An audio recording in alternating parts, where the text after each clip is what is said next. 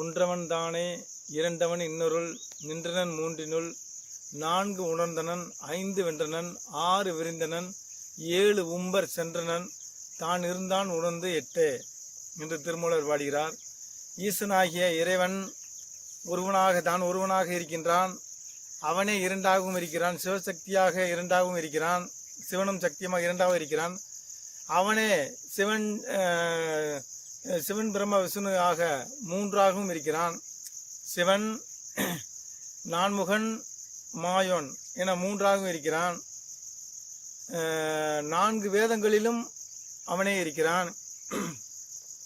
பஞ்சபூதங்களிலும் ஐந்தாக இருக்கிறான். ஆறு சமயங்களில் ஆறாக இருக்கிறான். சமயங்கள் ஆறிலும் இருக்கிறான். ஆசிவகம், சாக்தம், கௌமாரம் என்று 6 வகையான சமயங்களிலும் ஆறாகவும் நிற்கிறான். 7 உலகங்களுக்கும் 7 உம்பர் சென்றன் 7 உலகங்களுக்கும் தலைவராக இருக்கிறான்.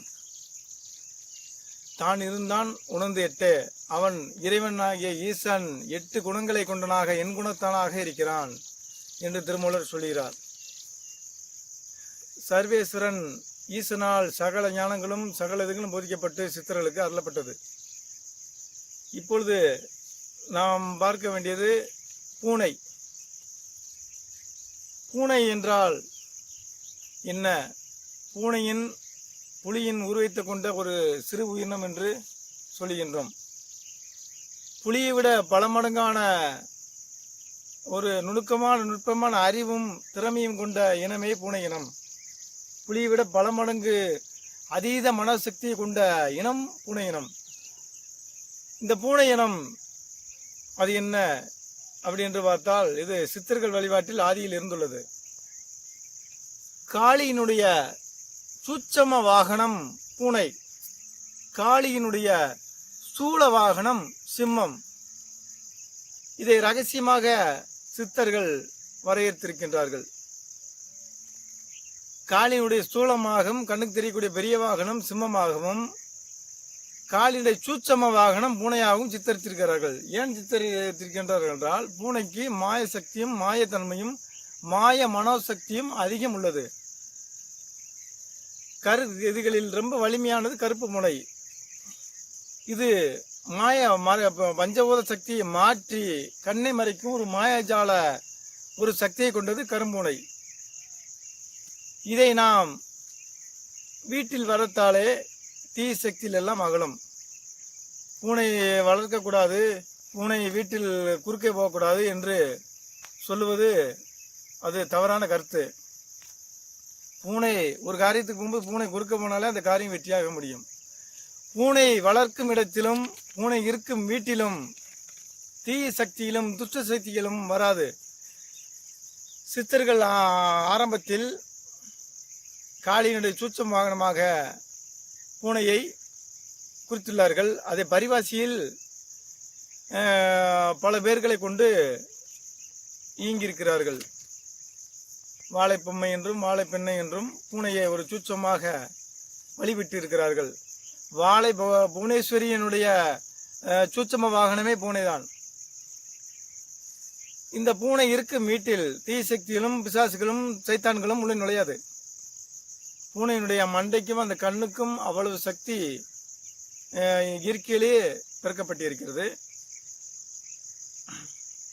இதை நாம் ஆதியிலே வழிபட்டு வந்த நாம் அதனுடைய பழக்க வழக்கங்கள் நின்று போனது. பூனைக்கண்ணனார் என்னும் சித்தர் பூனை வழிபாடை கொண்டவர். காளியினுடைய சூட்சம வாகன வழிபாடை பூனைக்கண்ணார் அந்த வழிபாடை கொண்டிருந்தார்.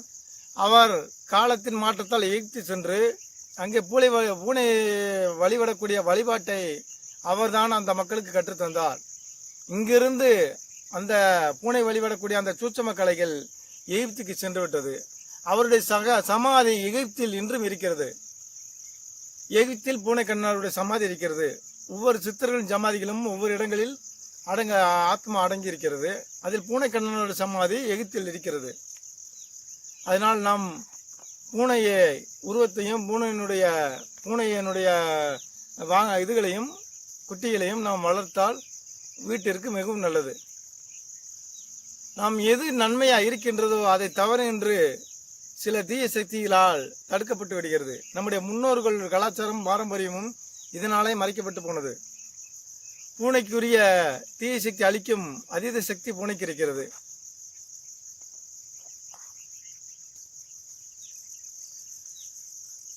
அதனால் நாம் காளியினுடைய பூஜை பண்ணும்போது பூனை மந்திரங்களை சொல்லலாம்.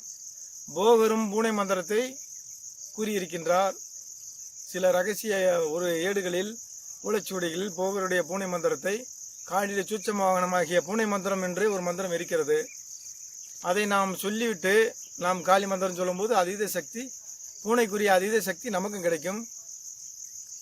பூனை எங்கு செல்கிறது என்று யாரும் அறிய முடியாது. ஒரு வீட்டில் வளர்க்கும் போது திடீரென்று மறைந்து போய்விடும். 10 நாள் 20 நாள் கழித்து மீண்டு வரும். எங்கு இருந்தது என்று யாரும் சுத்தமாக கண்டுபிடிக்க முடியாது. அதனால் நாம் காளி வழிபடும் போது கண்டிப்பாக பூனை மந்திரத்தை சொல்ல வேண்டும். பூனையை நினைத்து கொண்டு சொல்ல வேண்டும். பூனையை ஒவ்வொரு வீட்டிலும் வளர்க்க வேண்டும். அது தவறான பிராணி கிடையாது. அது நம்முடைய பாரம்பரியத்தினுடைய பிரபஞ்ச சக்தி இழுக்கக்கூடிய ஆற்றல் அந்த பூனைக்கு இருக்கிறது. பூனை வாளிலும் பூனை கண்ணிலும் அந்த ஒரு அதிகமான சக்திகள் பிரபஞ்ச சக்தியில் வெளிப்படும். அந்த அதிகமான சக்தியை வாங்கக்கூடிய ஒரு கருவியாக பூனையினுடைய வாளும் கண்ணும் இருக்கிறது. அதனால் பூனையை வீட்டில் வளர்க்கும் போது தெய்வ சக்தி அதிகமாகி துஷ்ட சக்தி அழியும், குறையும் என்பது சித்தருடைய வாக்கு. போகருடைய முழுமையான ஒரு மந்திரங்களும் போகர் ரகசியமாக குறிக்கப்பட்டிருக்கிறார். அதை காலங்கள் வரும்போது ஒவ்வொன்றாக கூற வேண்டியது வரும். அதனால் எல்லா உயிரினங்களும் பிரபஞ்சத்தில் ஒரு அங்கமாக இருக்கிறது. ஒவ்வொன்றும் ஒவ்வொரு வேலையை செய்கின்றது. அதை நாம் மதித்து அதனுடைய சேவையில் நாம் பங்கெடுத்துக் கொள்வோம். பங்கெடுத்து இந்த பிரபஞ்சத்தையும் இயற்கையும் பாதுகாப்போம். ஓம் காளி, ஓம் நமச்சிவாய. போகர் உருவாக்கிய பூனை மந்திரத்தை, காளியினுடைய சூட்சும வாகனமான பூனை மந்திரத்தை அடுத்த நிகழ்ச்சியில் நாம் கற்றுக்கொள்ளலாம். தொடர்ந்து நம்மிடம் கற்றுக்கொள்ளலாம்.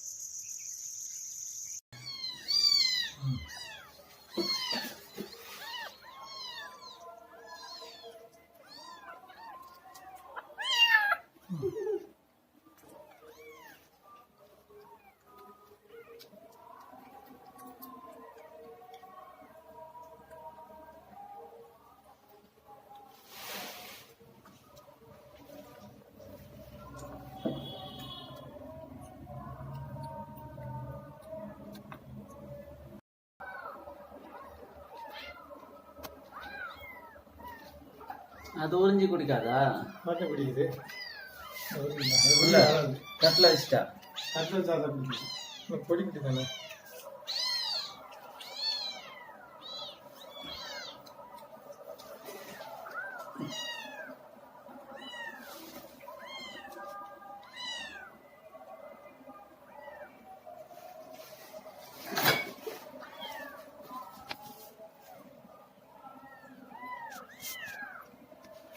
மேலே இருக்கு.